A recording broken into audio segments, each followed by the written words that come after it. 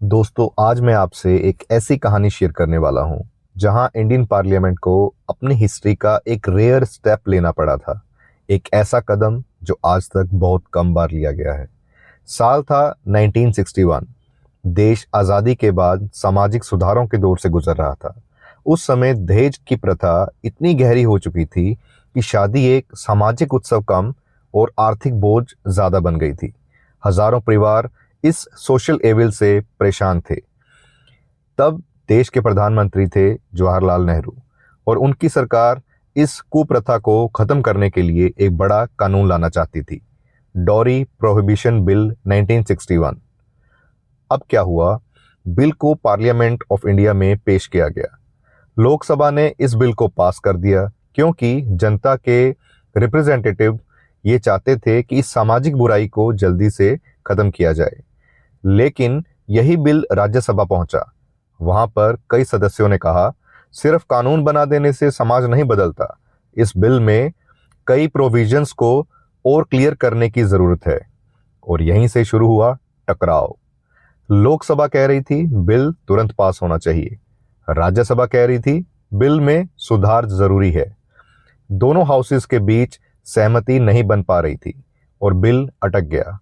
अब संविधान ने ऐसी स्थिति के लिए एक खास बंदोबस्त किया है, आर्टिकल 108 ऑफ इंडियन कॉन्स्टिट्यूशन, जो हम पिछली वीडियो में भी पढ़ चुके हैं। इस आर्टिकल के तहत राष्ट्रपति दोनों हाउसेस की ज्वाइंट सिटिंग बुला सकते हैं ताकि एक साथ बैठकर अंतिम फैसला किया जा सके। और फिर इतिहास बना। 1961 में पहली बार इंडियन पार्लियामेंट की ज्वाइंट सिटिंग बुलाई गई ताकि इस बिल पर अंतिम निर्णय लिया जा सके। और यही ज्वाइंट सिटिंग बाद में डॉरी प्रोहिबिशन एक्ट 1961 को पास करने का कारण बनी। सो दोस्तों, ऐसे ही मज़ेदार ढंग से पॉलिटी पढ़ने के लिए, वो भी प्रीवियस ईयर क्वेश्चंस के साथ, वीडियो में बने रहिए अंत तक। और एक खास बात बता दूं कि ये सिर्फ मज़ेदार कहानी नहीं थी, ये आपका रिपीटेड प्रीवियस ईयर क्वेश्चन था। नमस्कार दोस्तों, मैं हेमंत कुमार आपका स्वागत करता हूं आपके अपने YouTube channel study with Hemant पर। मैं जल्दी से बता दूं कि रोज शाम को 7:15 बजे पिछले 112 दिन से बिना ब्रेक के नॉन स्टॉप हमारी वीडियो आ रही है, सिर्फ आपके प्यार और सहयोग के कारण। सो इस बढ़ती हुई यात्रा का हिस्सा बने, चैनल को सब्सक्राइब करें, लाइक शेयर कमेंट जरूर करें, आगे बढ़ने में थोड़ा सहयोग करें। अब जल्दी से चलते हैं हमारी इस प्रीवियस ईयर क्वेश्चन की जर्नी पे, जहाँ पे हमने आपको छोड़ा था क्वेश्चन नंबर 53 पे। और ये क्वेश्चन नंबर 53 जो अभी अभी हमने स्टोरी सुनी है उससे ही रेलिवेंट हो, आप जल्दी से खुद आंसर दे पाएंगे। और एक बड़ी इंपॉर्टेंट बात कि ये सिर्फ प्रीवियस ईयर क्वेश्चंस नहीं है, इसकी वेटेज अगर आप देखेंगे आपकी सारी तैयारी के अंदर, सो एक पलड़े में आपकी सारी तैयारी को तोल लीजिए। जितना भी आप कंटेंट यहाँ से वहाँ से बहुत सारी बुक से पढ़ते हैं और प्रीवियस ईयर क्वेश्चंस का ढंग से एनालिसिस, तो जो पलड़ा देखेंगे इसका बहुत भारी मिलेगा। यही आपकी नैया पार लगा देंगे एग्जाम में। तो इसलिए बहुत सिंसियरिटी के साथ इन्हें करें, स्किप मत करें, जल्दबाजी में मत रहें। आप देखेंगे रिजल्ट आपके हाथ में है। Question number 53, consider the following statements. The joint sitting of the both houses of the Indian parliament in the India is sanction under article 108 of the Indian constitution. जो ज्वाइंट सिटिंग है दोनों houses की parliament में, that is sanction under the article 108 of the constitution, की एक article 108 के तहत ये सैंक्शन की जाती है। एंड 2 नंबर कहती है the first sitting of the Lok Sabha and Rajya Sabha was held in the 1961। जो पहली सिटिंग है लोकसभा राज्यसभा की वो 1961 में हुई। तो इसका तो आंसर अभी आपको वैसे ही याद होगा, अभी अभी हमने किया है। Third one is the second joint sitting of the both houses of Indian parliament was held to pass the banking service commission repeal act, मतलब खत्म करने वाला। तो सेकंड सिटिंग इस बिल को पास करवाने के लिए की गई थी। बताइए इनमें से कौन सी स्टेटमेंट सही है। 4 ऑप्शंस आपकी स्क्रीन पर हैं। अब फ्रेंड्स, आगे बढ़ने से पहले एक बता दूं कि जो दोस्त नए हैं इस चैप्टर की पार्ट 1 वीडियो ज़रूर देख लें। मैंने सारे कॉन्सेप्ट्स को बड़ी शॉर्ट से ब्रीफ में एक्सप्लेन किया है, टू द पॉइंट, ताकि आप खुद इन क्वेश्चंस को अटेम्प्ट कर सकें। और फिर आप देखेंगे कि अपना स्कोर कितना है और मुझे कमेंट्स में ज़रूर शेयर करें। और जो दोस्त नए भी हैं इसको ध्यान से सुने, क्योंकि मैं एक एक क्वेश्चन को एक्सप्लेन करता हूँ विद एक्सप्लेनेशन। देखिए डी इज आंसर 1 2 3, तीनों स्टेटमेंट सही हैं। आर्टिकल 108 में ज्वाइंट सिटिंग बुलाई जाती है, ये मैंने बता ही दिया था आपको। और first session of the first joint session that took place in the 1961 to resolve the issue on the dowry prohibition bill. Dowry prohibition bill के ऊपर जो मसले थे उसको खत्म करने के लिए पहला ज्वाइंट सेशन बुलाया गया था। Second joint session took place in the 1978 on the banking services commission repeal bill of the 1977। जो 1977 में बैंकिंग सर्विस कमीशन वाला बिल रखा गया था उसको पास करवाने के लिए 1978 में ज्वाइंट सेशन हुआ था। थर्ड ज्वाइंट सेशन पार्लियामेंट का कब हुआ? मार्च 2002 में anti terrorism bill POTA POTA, that is prevention of terrorism act, ये इसको एक्सप्लेन करने के लिए, इसको लागू करवाने के लिए तब तीसरी बार लेके आए थे 2002 में, याद रहेगा। 1961, 1978, देन 2002। अब चलिए दोस्तों आगे चलते हैं। Question number 54 on your screen and first one for this session. The first joint sitting of the both houses of the Indian parliament was held in the connection with.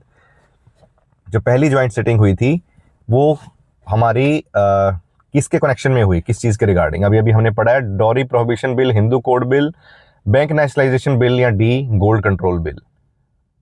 A is the answer, dowry prohibition bill. Repeated question. Question number 55 on your screen. A deadlock between the Lok Sabha and Rajya Sabha calls for a joint sitting of the parliament during the passage of। जब deadlock हो जाए लोकसभा राज्यसभा में तो joint sitting बुलाई जाती है, किसको पास करवाने के लिए? For the passage of ordinary legislation, कोई आम बिल है, 2 money bill, 3 constitution amendment bill, यहाँ संविधान को संशोधन करने वाला बिल, 2 था मनी बिल। अब ये ऑप्शंस आपकी स्क्रीन पे 4 IAS प्री 2012 का question, only 1, 2 and 3, 1 and 3, 1 2 3, 4 options and answer is a, only 1 ordinary bill. Article 108 के तहत ज्वाइंट सेशन बुलाया जाता है डेडलॉक रिजॉल्व करने के लिए जब दो हाउसेज में बन जाए। ज्वाइंट सिटिंग जो है वो मनी बिल से रिलेटेड नहीं होती, because money bill is not required as Rajya Sabha has no power to block the passage and has to return the bill within 14 days of the date of receipt. ये हम कर चुके हैं already, फिर भी क्विक रिवाइज करवा दूं कि जब भी डेट ऑफ रिसिप्ट, जिस दिन राज्यसभा को बिल रिसीव हुआ उस दिन से 14 दिन के अंदर अंदर या तो उन्हें पास करना पड़ेगा या अपनी रिकमेंडेशंस के साथ लोकसभा को वापस कर दे। लोकसभा उन्हें माने ना माने वो उनकी मर्जी, और इसलिए 14 days का टाइम होता है, तो इसलिए डेडलॉक का तो पॉइंट ही नहीं बनता, राज्यसभा जब रोक ही नहीं सकती उसे। अब रह गया constitution amendment bill has to be passed by each house as prescribed in the article 368 of the constitution.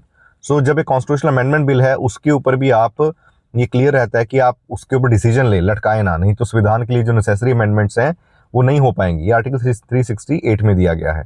तो इसलिए एक साधारण बिल कोई है तब ऐसा होता है कि एक ऑर्डिनरी बिल पे अगर मामला दोनों हाउसेज में अटक जाए। Now question number 56 on your screen. Joint sitting of the Lok Sabha and Rajya Sabha can take place to resolve the deadlock over. जब ज्वाइंट सिटिंग होती है, डेडलॉक अभी हमने पढ़ लिया है, ये ordinary legislation, B money bill, C constitution amendment bill, D appropriation bill. यहाँ पे कोई भी नहीं दिया गया है आंसर, एक से ज्यादा होंगे। एप्रोप्रिएशन बिल के लिए भी किया जा सकता है, तो ये दो तो है नहीं, ऑर्डिनरी एंड ये। इस क्वेश्चन को मार्क कर लें 56। इसको मैं भी दोबारा क्रॉस चेक करूंगा और आप भी देखेंगे, नेक्स्ट वीडियो में मैं दोबारा शेयर करूंगा इसे। कुछ फर्जीवाड़ा नहीं होगा, कुछ फेक इन्फॉर्मेशन नहीं होगी, कहीं डाउट लगेगा मैं गूगल नहीं हूँ, बट मैं डेफिनेटली बताऊंगा कि एक्चुअल आंसर क्या है, या डिटेल मुझे मौके पे ध्यान में आ रहा है कुछ और है, ठीक है। सो इसीलिए बस साथ में बने रहें। Question number 57, joint sitting of the both houses of Indian parliament is held in connection with the, किस चीज़ के रिगार्डिंग होता है? अभी हमने किया, ये 4 चीज़ें हैं, constitution amendment bill, money bill, ordinary bill, D election of the vice president के इलेक्शंस के बारे में। सो अभी हमने किया ही था, C is answer, ordinary bill.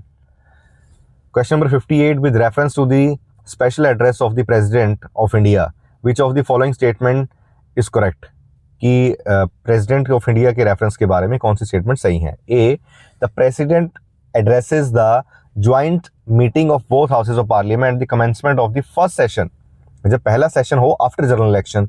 जब जनरल इलेक्शंस हो गए, अब उसके बाद पहला सेशन है, तब एक तो पार्लियामेंट में राष्ट्रपति एड्रेस करेंगे, और उसके बाद है after general election of the house of the people and at the commencement of the first session of each year.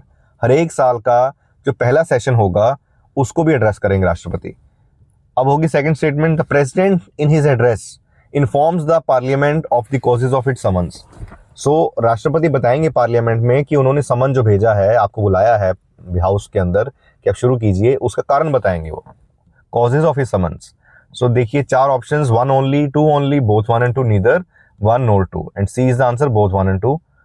ये हमने देखा कि all executive power vested in the president of India. President का चैप्टर हम अच्छे से कर चुके हैं, नए स्टूडेंट से प्लीज उसको देखें, पूरी डिटेल क्लियर हो जाएंगी।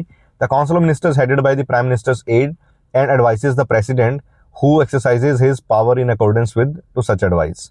कि जो काउंसिल ऑफ मिनिस्टर्स है हेडेड बाय, उनके हेड कौन होते हैं? प्राइम मिनिस्टर, जो एड और एडवाइस करते हैं, सलाह देते हैं, हेल्प करते हैं राष्ट्रपति की। Who exercise his power in accordance with such advice, और राष्ट्रपति अपनी जो पावर्स हैं उनका उपयोग इनकी सलाह के अनुसार ही करते हैं, पीएम एंड हिज काउंसिल की एडवाइस के according. Article 87 of the constitution provides 2 instances when president specially addresses the both houses of the parliament. 87 ऐसे 2 इंस्टेंस बताता है जब राष्ट्रपति स्पेशली एड्रेस करते हैं दोनों हाउसेस को। President of India addresses the both houses, Rajya Sabha and Lok Sabha, eight the beginning of the first session of each general election when the reconstituted lower house meets for the first time. कि जब भी दोबारा से चुनी गई लोकसभा इलेक्शंस के बाद जब पहला सेशन होगा तो तब राष्ट्रपति दोनों हाउसेस को ज्वाइंटली संबोधित करेंगे, एड्रेस करेंगे।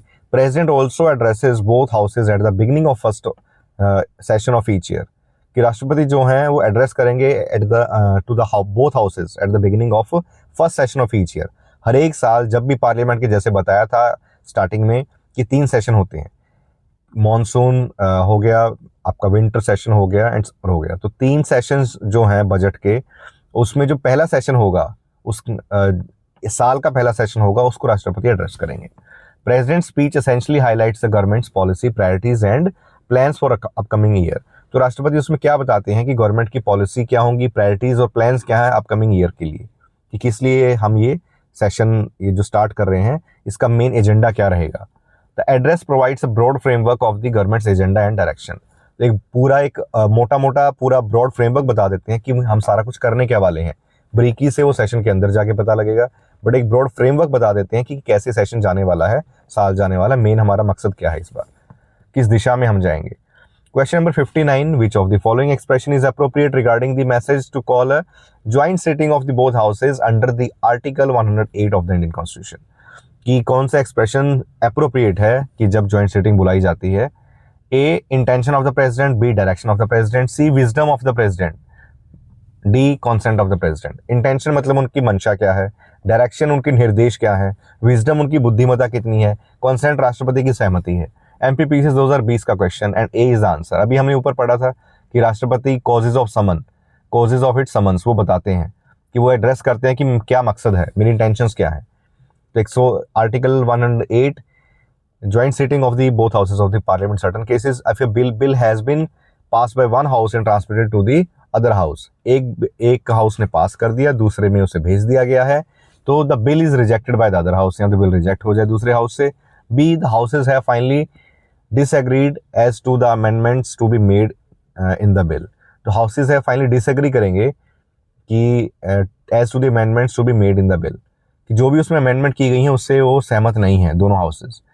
या सी, more than 6 months elapse from the date of reception of the bill by the other house without the bill being passed by it, कि 6 महीने मोर देन 6 month हो गए हैं, मंथ्स, और जिस दिन date of received by the other house, दूसरे house ने आज बिल रिसीव किया था, मान लीजिए 6 महीने पहले किया था, अब 6 महीने कंप्लीट हो गए और अभी तक बिल पास नहीं किया दूसरे हाउस ने, ठीक है। एंड प्रेसिडेंट में unless the bill has elapsed by reason of dissolution of the house of people.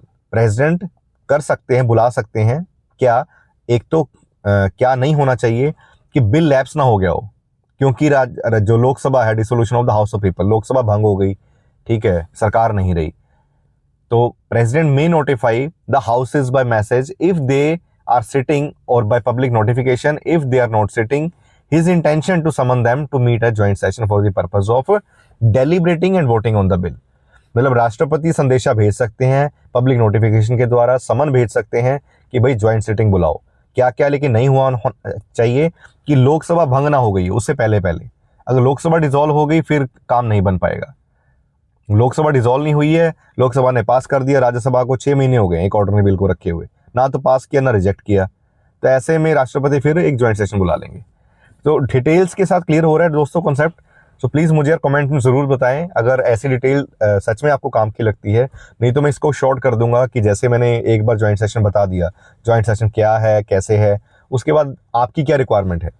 अगर आपको लग रहा है कि ऐसे हमारी वीडियो लंबी हो रही है तो I will cut it down. मैं सोचता हूँ कि बार बार एक्सप्लेन करने से जैसे इसके अंदर अब एक पॉइंट एक्स्ट्रा ऐड कर दिया कि डिसोल्यूशन ऑफ द हाउस, जब वो क्वेश्चन के कंटेक्स्ट में एक्सप्लेन करूंगा तो ज़्यादा बेहतर याद रहेगा, लंबे समय तक याद रहेगा। एक बार में एक पूरी कहानी ये बता दूंगा, एक ऐसे नहीं हो सकता, वो नहीं हो सकता, ऐसे नहीं हो सकता, और फिर ज्वाइंट सेशन बुलाया जा सकता है। तो सारे पॉइंट्स क्या क्या नहीं हो सकते, क्या हो सकते हैं, वो एक टास्क बन जाएगा याद करने के लिए। जब वो क्वेश्चन के कंटेक्स्ट में हमें आता है सामने तो मेमोरी बहुत लंबे समय तक उसे रिटेन कर पाती है, हमारा दिमाग उसे रिटेन कर पाता है वो लंबे समय तक, क्योंकि हमें उसका कंटेक्स्ट पता है, हम उसको कोरिलेट कर पाते हैं। I hope I am very much clear. आगे चलते हैं दोस्तों। That is question number 60। What will be happened if the president summons for the joint session of the parliament and in the meantime लोक सभा dissolved। अब देखिए आ गया एक और क्वेश्चन, तब राष्ट्रपति क्या करेंगे अगर राष्ट्रपति ने समन किया ज्वाइंट सेशन और इन द मीन टाइम उन्होंने बुलाया और इधर लोकसभा भंग हो गई, तो क्या होगा। A, joint session will be held in the schedule time, जो समय तय था ज्वाइंट सेशन उसी समय पे होगा। B, joint session will be cancelled या कैंसिल कर दिया जाएगा joint session. C, joint session will be held after composition of new Lok Sabha, या ज्वाइंट सेशन तब होगा जब नई लोकसभा का गठन हो जाए, दोबारा इलेक्शन होकर नई लोकसभा बन जाए। या D, bill will be lapsed, या बिल ही खत्म हो जाएगा। छत्तीसगढ़ पीसी 2018 क्वेश्चन, बड़ा प्यारा क्वेश्चन, कॉन्सेप्ट की क्लैरिटी लेके आएगा और बेहतर। The president can summon both houses to meet in a joint sitting for the purpose of deliberating and voting of the bill. ठीक है जी, कि प्रेसिडेंट समन इसीलिए करते हैं कि वो डेलिब्रेट कर सकें कि कैसे, मतलब उसका सारा पर्पस क्या है, और वोटिंग करवा सकें बिल के ऊपर। इफ द बिल अंडर जो डिस्प्यूट में है has already lapsed due to dissolution of Lok Sabha, no joint sitting can be summoned. जब लोकसभा ही भंग हो गई, जिस हाउस ने वो बिल रखा था कि हमारे पास करवाया जाए, जब वो हाउस ही नहीं रहा तो उस बिल का क्या औचित्य रह गया, कोई मीनिंग नहीं रह गया उसका। So but the joint sitting can be held if the Lok Sabha is dissolved after the president has notified his intentions to summon such a sitting, कि ज्वाइंट सिटिंग तब बुलाई जाएगी if Lok Sabha is dissolve, Lok Sabha dissolve हो गई after the president has notified his intentions to the summon. मतलब राष्ट्रपति ने आज मान लीजिए 5 फरवरी की बात कर रहे हैं, 1 फरवरी को राष्ट्रपति ने समन भेज दिया और जो लोकसभा है वो जाके 15 दिन बाद भंग हुई, एग्जाम्पल के लिए बात कर रहा हूँ, तो 15 दिन के बाद डिसॉल्व हुई है, तो ऐसे में जो ज्वाइंट सेशन है वो अपने शेड्यूल टाइम पे होगा, तो उसमें वो कैंसिल नहीं होगा ज्वाइंट सेशन, क्योंकि लोकसभा उनके नोटिफिकेशन भेजने के बाद भंग हुई है।